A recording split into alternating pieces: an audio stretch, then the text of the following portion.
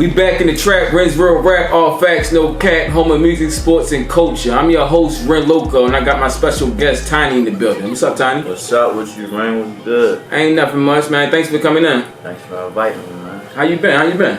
I've been chilling, working hard, doing my thing, you feel what I'm saying? Yeah, I see you doing your thing around the city, though. Yes, sir. With the books, the music, everything. Yeah, definitely. I'm glad you made it in here. I see you doing your rounds out here. Yeah, definitely took me a little while to get here, but I got here, you feel me? You made it happen, though, through it all. Yeah. Appreciate you coming in, but we're going to start with your background. What part of the city you from? From Old West, Northwest, by right around the corner from Town Road Plaza, Cantfield neighborhood. Oh, Cantfield. Oh, you said that's in the plaza? Yeah. Oh, all right. That's all right. Plaza, like straight down past the name, you in Cantfield. Oh, all right. What zone is that? What's the zip code on that? You know we go by zones in Baltimore. 21207. 21207, that's zone 7. Shout out to zone 7. Yeah, shout out to zone 7. Shout out to Cantfield. Everybody in Cantfield, man. So that's like what, Woodlawn, Bynum area? Yeah, Woodlawn, Bynum area, yes sir. Oh, all right. So how was it around Cantfield, like growing up? Man, it was regular, you feel what I'm saying? Not too many issues. It wasn't like you got bodies dropping every day, nothing like that. Just a regular good neighborhood to come up, man. You got little things that go on, but that's in every neighborhood, you feel what I'm saying? Word. Yeah. So as far as Cantfield, like how Cantfield influenced you, like as far as your neighborhood? As far as my neighborhood, I mean, I just like for the people, As far as the people, I mean, I just watched all the, different guys growing up, try to take parts of their life and watch what direction they went, and then also try to choose my direction. Like one of my close homeboys when I was in middle school, he probably was in high school, he used to do things, he ended up getting locked up. So it was like, what's his name was Chris. Oh, Chris? Yeah, so it was like, growing up, it was like, all right, boom, I ain't trying to go that route. Let me make sure I do certain things to make sure I keep myself out of trouble. I ain't gonna steal cars or do stuff. You feel what I'm saying? You're not gonna do things. He ended up stealing a car, something got locked up, you feel me, back then, or whatever. So I was like, man, I know I ain't going that route. I ain't stealing cars. I'm gonna just, stay focused and stay on the right path. Ain't Squirrel Wild from your hood? Yeah, Squirrel Wild from the hood. Shout out Squirrel Wild. Shout out my man Squirrel Wild, man. Shout out the whole fam over there. Yeah, yes sir. So what high school you went to? Went to Milford. Milford Academy. Yes sir. Same school you did. The best school in Baltimore. But we not gonna say that. Any school I go to is the best school. But we ain't gonna say that. I know we got a whole bunch of haters with us in Miller. Yeah. I don't care, but we represent. We was on the football team together. We did a lot of shit together. We definitely made it happen though. Did a lot up Milford, man. I see you grow like far as like the music. Like I see you be an author. I see you do different things. Like so, how did you come up like with being an author? Like what inspired you to be an author? I ain't even gonna lie. Me becoming an author was kind of a mistake. Keep it real with you. I ain't gonna lie to you. Like for real, I was 19 years old. Wrote a little 10-page story in a composition book. I was bored, so I was just writing. Like I'm tired of not having no job because I had no job at the time. So that was kind of my feeling. I started it off like that. That's what Skeeter's first says in the book. It started off, I'm tired of not having no job, man. I'm on this block. You feel what I'm saying? Like trying to get somewhere. So it's like that's how I started. I wrote the 10-page story composition book.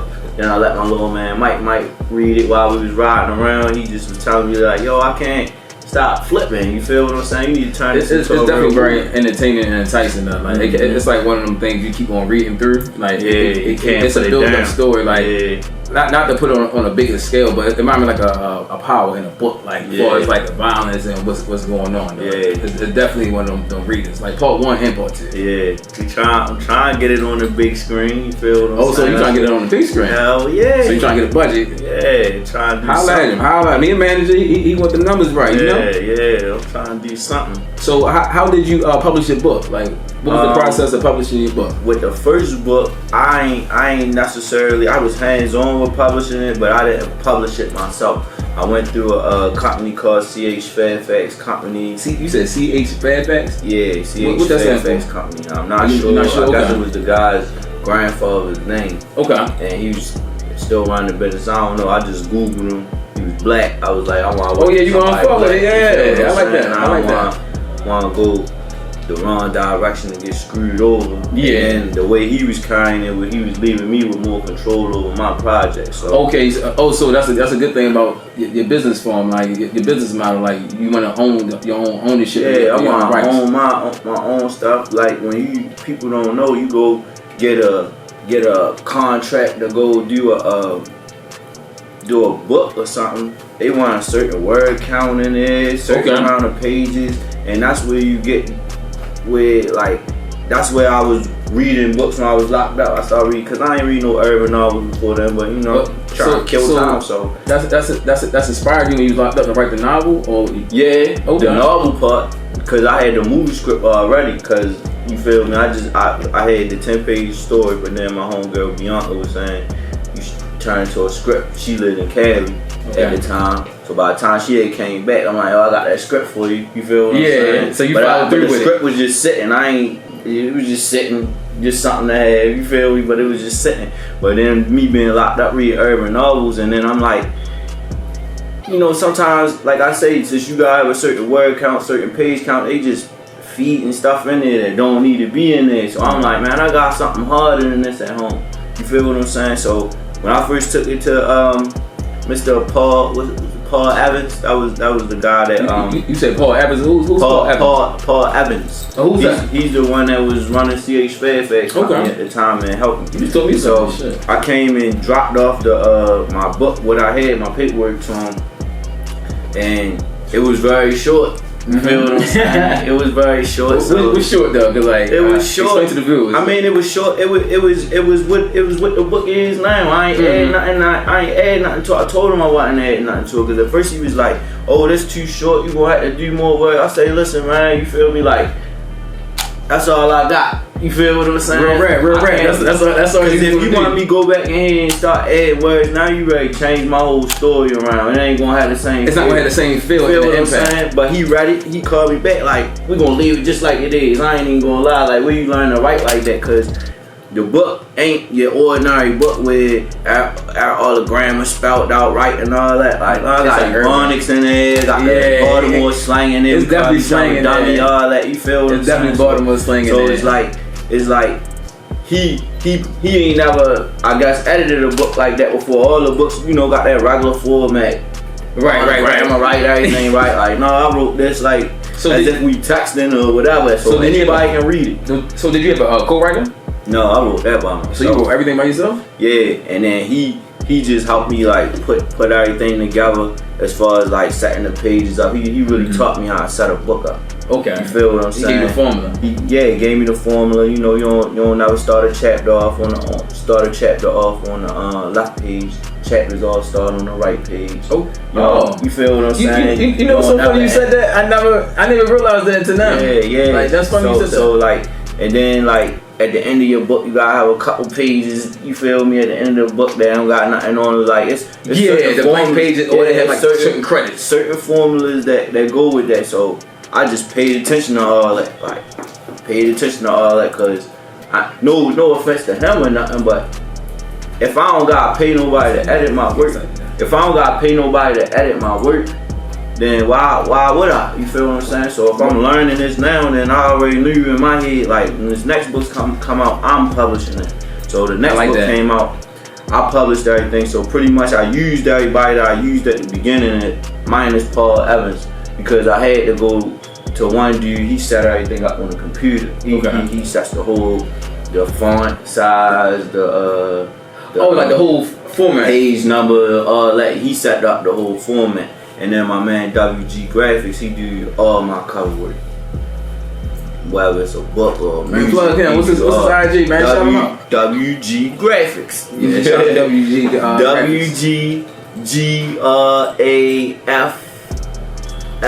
WGGRAFFIX, I believe. Yeah, my man. But if you type in WG Graphics, he gonna pop up. Everybody know my man. Like he does this thing. I've been using him since I first started this entertainment thing. I ain't even gonna lie. I've never used nobody else for no cover work. But no.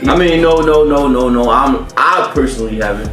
Now, one of my artists, Halo, he might have got a cover mixed I'm done through some other people. You feel what I'm saying? But me personally, I call every time I need something done, I'm calling him. Okay. So, as far as the storyline, how did you develop your characters? How do you come up with the characters? I ain't gonna lie, Skeeter. I took a lot of Skeeter from me. Okay. I ain't gonna lie, I took a lot of Skeeter from me. PJ.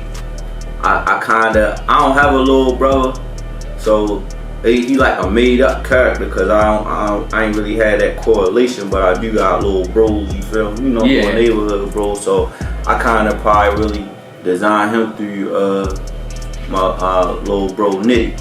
Okay. You know what I'm saying? He probably more or less might got his little vibe as far as that, and then I just probably took a piece of all my homeboys.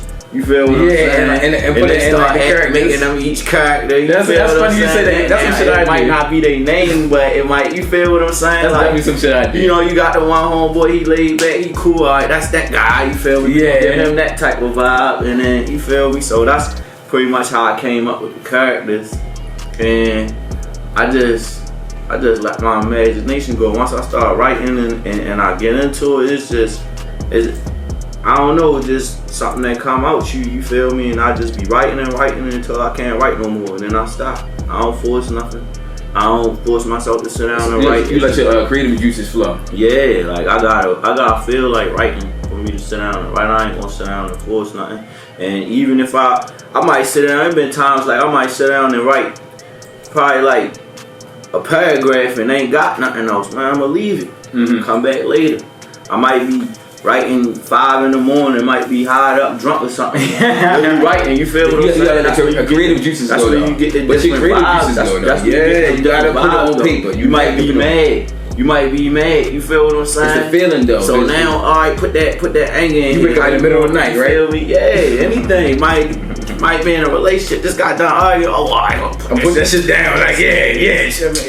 I got something. You feel me? Yeah. So it's just like, I don't know, like you just gotta go with the flow. Don't try to force nothing when you writing. You just gotta feel that. And I think it's pretty much the same with music too. Like when you got artists that's in the studio or whatever, like they can't really force things. It's just like something. It just comes naturally. You can't force it though. If they don't like the beat, they don't like the beat. You feel what I'm saying? That's real rap. Granted, I ain't gonna lie. Granted. You feel what I'm saying? Sometimes you might not like the beat, and you gotta get a beat a chance because it might be ready to bring another style out. You feel what I'm saying? You might not be used to this style of beat, so you might gotta really listen to it and bring another style out. But also at the same time, if an artist probably ain't in the right headspace or something, they not gonna be able to produce in that booth like they want. Same thing with writing. You ain't gonna write good if you're not in the right headspace. You gotta have the influence. You gotta have the inspiration to do it. You gotta want to do it. You feel what I'm saying? You gotta want to do it. So as far as the business side, like how did you manufacture it and publish it? Like, alright, so the business side of it, when it came to part 2, that's the one I published. First thing I did was I had got my project done. Okay. Then boom, copyright your work. You feel what I'm saying? You got to copyright your work before you start putting it out there for other people to look at it, because people will steal your work. So is it a difference between copyright and licensing? Like, because like I know it's like several different things. We both managers, so when you copyright and copywriting and publishing, and I'm gonna keep it real. Publishing really don't make no sense to me, because all publishing is you got the right to sell your product. Right. And it's like, who giving me the right to sell my product? This is my product. You're independent. Like, so what you mean? Who am I asking to sell it? Like, it really don't make no sense. But if it's something you gotta do, you just go publish it. You feel what I'm saying? And I guess the biggest thing that come out of publishing is, with the books you get like an ISBN number and ISBN number. It's really that barcode that you see on the back of the book. Yeah, like when you scan the book. Same thing with music though. Music got ISBN numbers. Yeah, everything got a barcode. So the thing is, by you having that barcode now, I guess if somebody want to purchase, like, alright, if Barnes and Nobles want to go looking for my book and they want to get in contact with me, they'll go through that barcode to get in contact with me about the book or something. So that's the only, I guess, benefit of having it really published and everybody know, but definitely copyright your work. Once you copyright your work, you take it to whoever you gonna get to edit it. You feel what I'm saying? Yeah. Me, I ain't even gonna lie, yo. I was trying to take the easy route. Like as far as like independent contractor, like no. As far as like editing, my work. You feel what I'm saying? As far as editing my work, you feel what I'm saying? I tried to go through this other person, cause she do stuff too. You feel what I'm saying? She do books and all that. She was a teacher, so I tried to send my work to her, get her to edit it. I ain't gonna lie, like she probably was a little busy or whatever. She taking a little long, and then she didn't do a good job on my work. So I had to reread everything anyway and still edit my work. So that was a big lesson as far as like doing your own thing as far as being independent. Like you got to be on top of everything. You do it yourself. That's what I learned. That's what I'm saying. Fact. And the thing is, I was going, even though I gave her the work to go edit, I started looking at it like, I don't know why you did that, because you still gonna go look over this again. Like, I'm still gonna go look over what she did before I just let it rock anyway. So it was like, if I'm gonna do that, I should have not even went that direction. I should just edit it myself. But I learned the lesson. So when I was gonna leave it at part 2, but you know, people asking for part 3. So when I do part 3, I know part 3 come out. Yeah. So far as your book, I see you like with a lot of celebrities. Like on your page, I've been following you for a minute. Can you name certain celebrities that purchased your book? Yeah, man, you got Jadakiss, Jim Jones, Zach Randolph, DJ Drama, DJ Khaled got one. I don't even got pictures with everybody. Like niggas don't even know I ran into Mary J. Blige and Bell Hub and gave her the books. You feel me? Mary J. Queen, I love Mary J. Wale got one, John Wall got one, Glizzy got it, YG got it. Who else got it?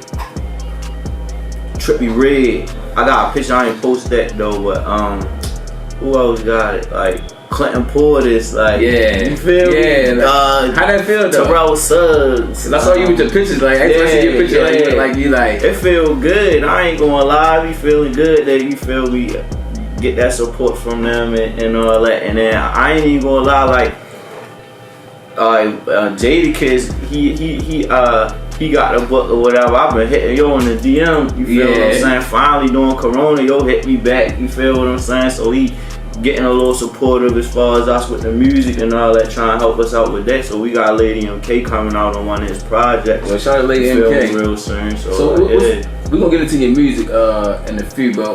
What's the name of your label? Name of my label, it's more of a company, entertainment company. It's ORRENT. You feel me? What does that stand for? On the Road to Riches Entertainment. Because we gonna really be books, movies, music. You feel what I'm saying? All type of entertainment. You feel what I'm saying? My man got G Camp. I'm trying to get that implemented in, cause you know, like we working. I'm trying. I ain't trying to say everything. I don't want nobody stealing my plan, but you feel what I'm saying? We got a lot going on, and you know what I mean? It's definitely working out for you. Yeah. I see you working though. That's why I got you on here, because I definitely see you working. I see your moves, and I want to bring people up here that inspire me, and I see that them making moves for years, because I just got back into this, so I've been seeing you doing your moves consistently, so I gotta give you rules while you here, my nigga. Yeah, I appreciate that, man. So as far as the book, like where did you go, like as far as states, like in cities, like, cause I saw you in the book, so I was like, damn, my nigga everywhere. Yeah, that's what's up. Like Baltimore everywhere. Shout out to the whole Baltimore. I got books out. I'm in New York with the books. Philly. Shout out to Philly, Miami, Cali, 305. Of course DC and all that. Italy. I saw you in Italy, so talk about your Italy trip, yo. Like I say you Italy living lit. life. Yeah, like. Italy is lit. I ain't gonna lie, I ate a lot of pizza when I got over there, cause you don't really know what to eat. So like a pepperoni pizza is called a Diavolo. So I order Diavolos every day till I started hitting little restaurants and then understanding what each thing is, and they got like steak strips over the top. Yeah. You know what I mean? So I ate that. You feel what I'm saying? I saw you out there looking like a boss. So I'm like, my nigga out there making it happen. So that was your first time going abroad, like overseas? Yeah, that was my first time.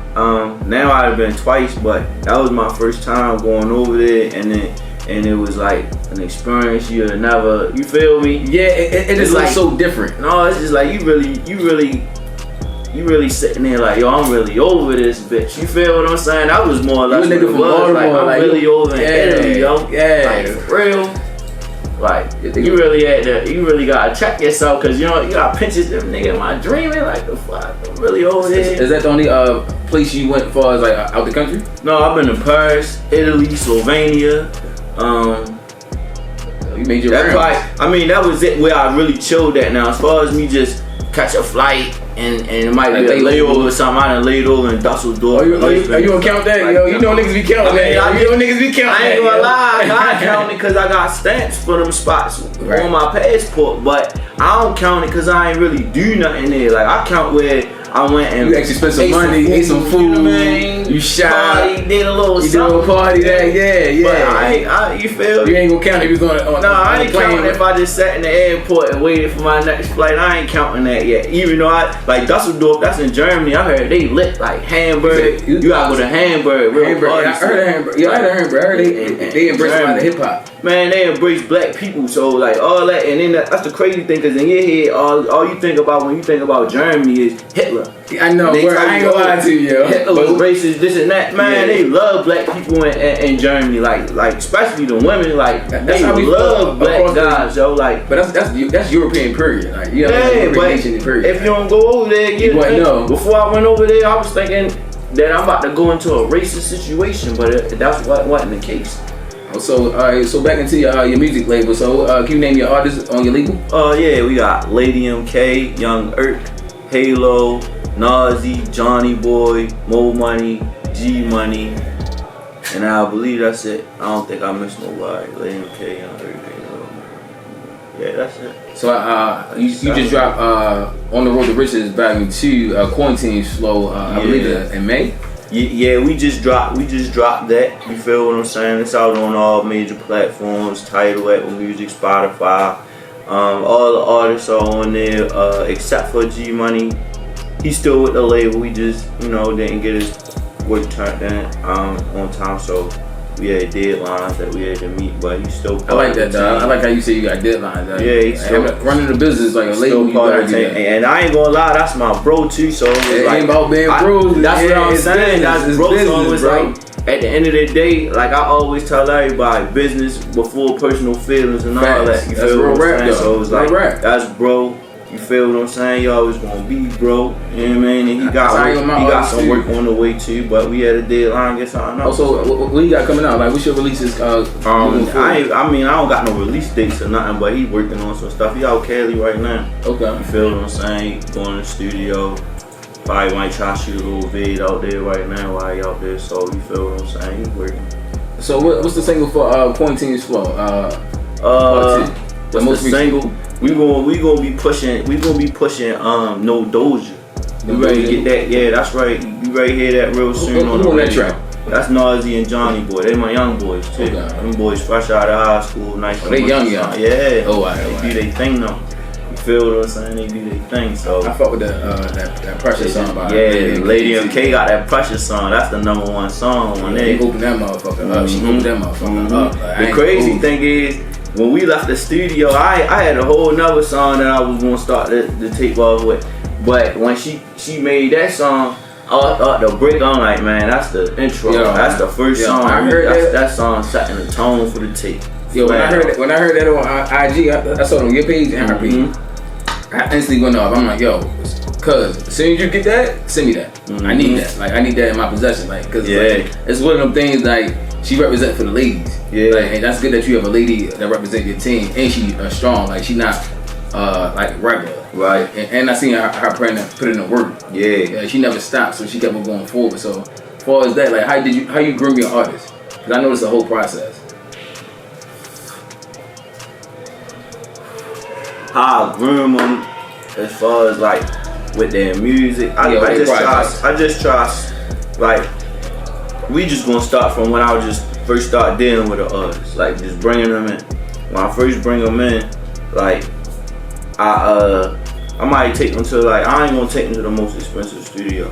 I'm gonna take them somewhere. You feel me? Like somewhere reasonable. We gonna try this out to make sure this really what you want. Yeah. Make sure you feel. They always want it. They always say it when they don't want to do it. We ain't playing no games, and then based off of the quality of music you making and the sound and all that, then we'll bump it up and start going to better studios. But it's levels to it. So you're gonna take the baby steps. You might go in a little hole in the wall studio. I like that. Before you come into something like this. They start saying all of this type of stuff. You feel what I'm saying? So it's just like that's how I started out with them. You feel me? At this point, at first everybody was like entry level. Some never really been in the studio before, like stuff like that. So I really molded what I got. But now, as far as what I'm doing, I ain't really looking for the newbies no more. You feel what I'm saying? I'm looking for talent. So it's just like at this point, it's like. If somebody catch my eye or something like that, oh yeah, we gonna do some work. I got somebody on top right now. I got somebody on top right now. Yo singing and all that. I'm gonna bring your out. But how you go about looking for talent though? Like, cause I ain't gonna lie. At this point, I got people, and they not A&Rs for me or nothing. But at this point, I got people that be pointing people out. Like Nazi and Johnny Boy came to me. I got them through. My homegirl Bianca, she do the mentoring program, and Nazi is part of it. You feel what I'm saying? Right. And her and my man Mo Money, they had let me hear some of his music. And like I said, remember I said I'll take you to like a low quality studio. So they let me hear the music they was already recording. I could hear it. I hear where they need to be at. You feel what I'm saying? So I don't gotta take them to the low level because they already was doing. I hear where they need to be at. Boom, put them in a better studio and hear that sound that they got. You feel what I'm saying? And we just been leveling up ever since with them. You feel what I'm saying? They like, you feel me? They probably like the perfect artist to work with as far as like.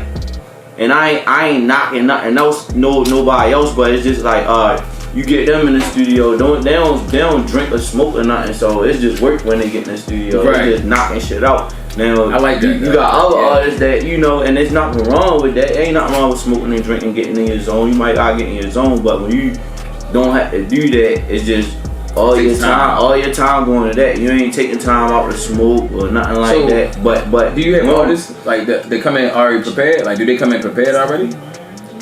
Yeah, sometimes. I ain't gonna lie. Sometimes I make like Lady MK. She come in prepared.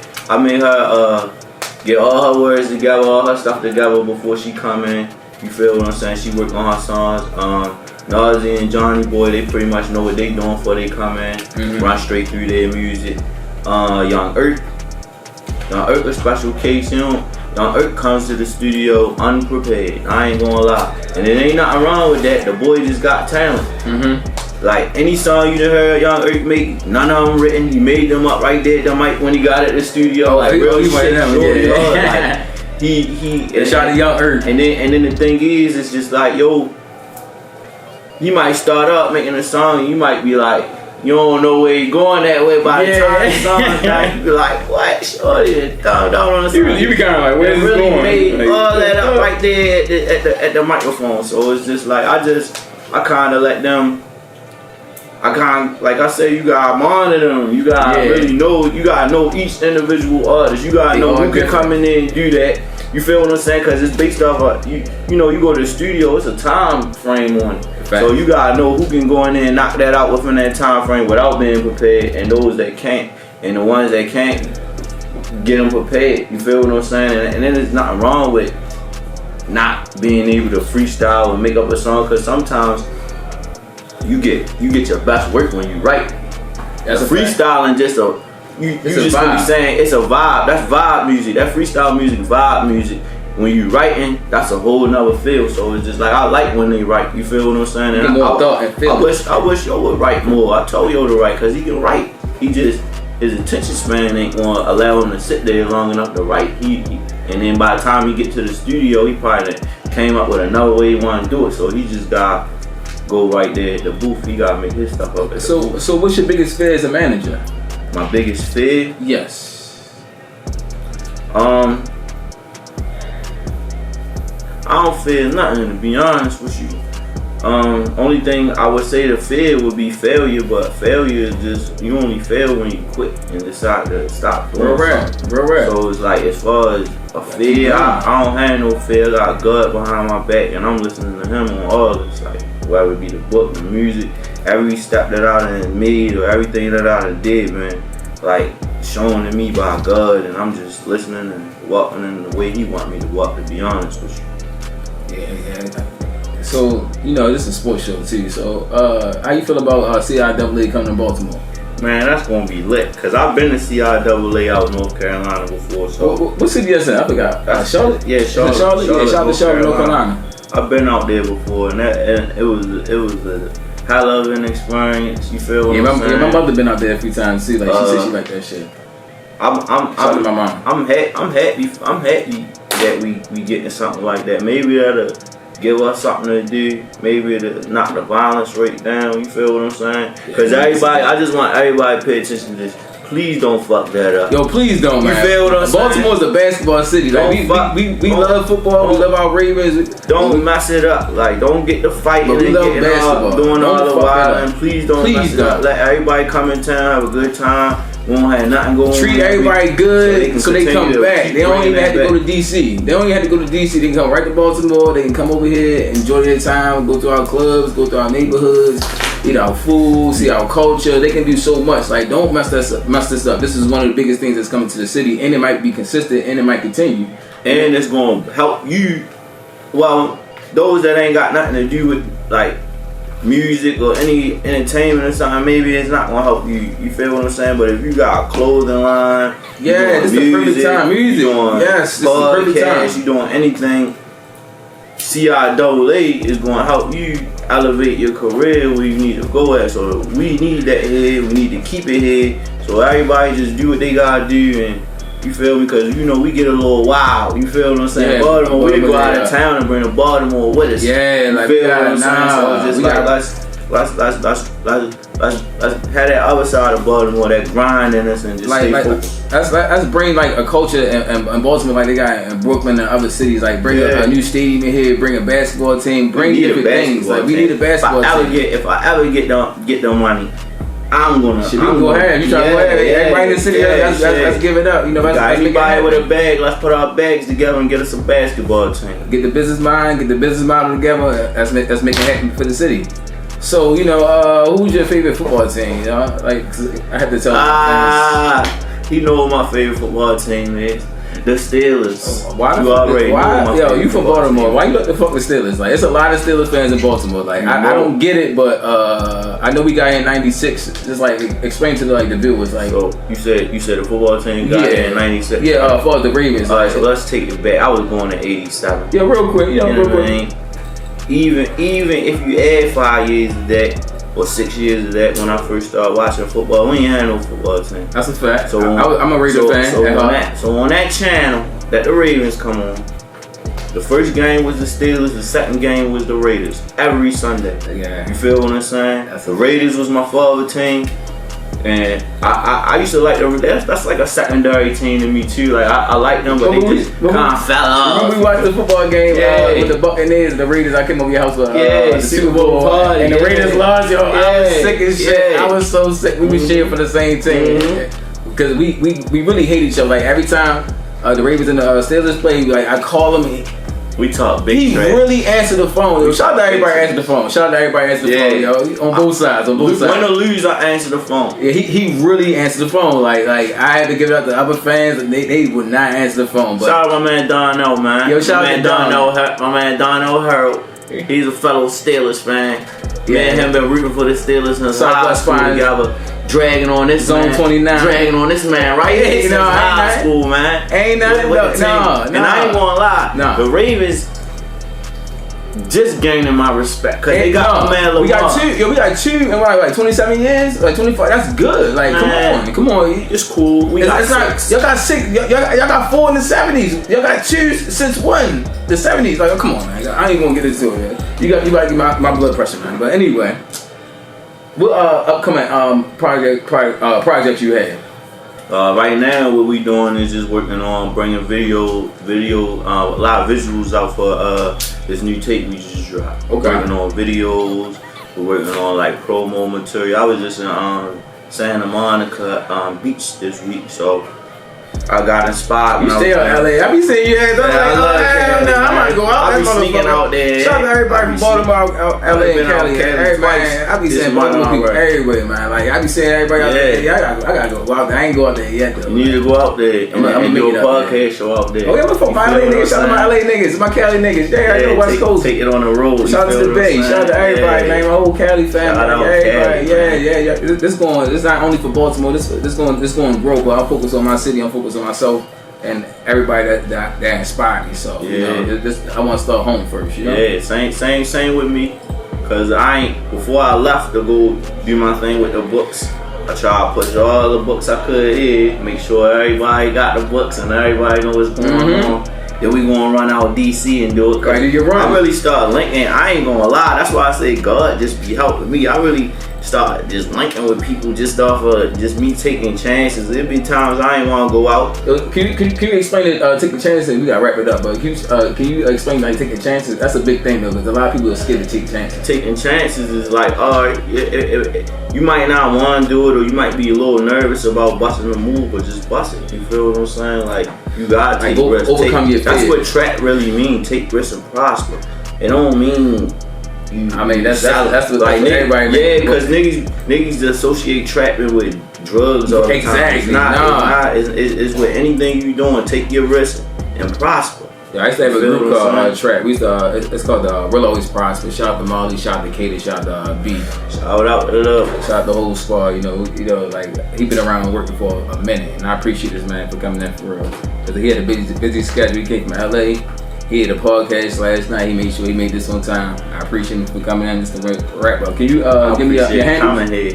All my handles, man. __ Tiny for IG. Curtis Wood ORRENT for Facebook. Tiny19 for Twitter. Holla at me, man. You want to cop a book? Where can they find your book online? I'm about to drop all that. If you want to get a hard copy, holla at me in my DM via Instagram, or message me on Facebook for the hard copy, or even Twitter.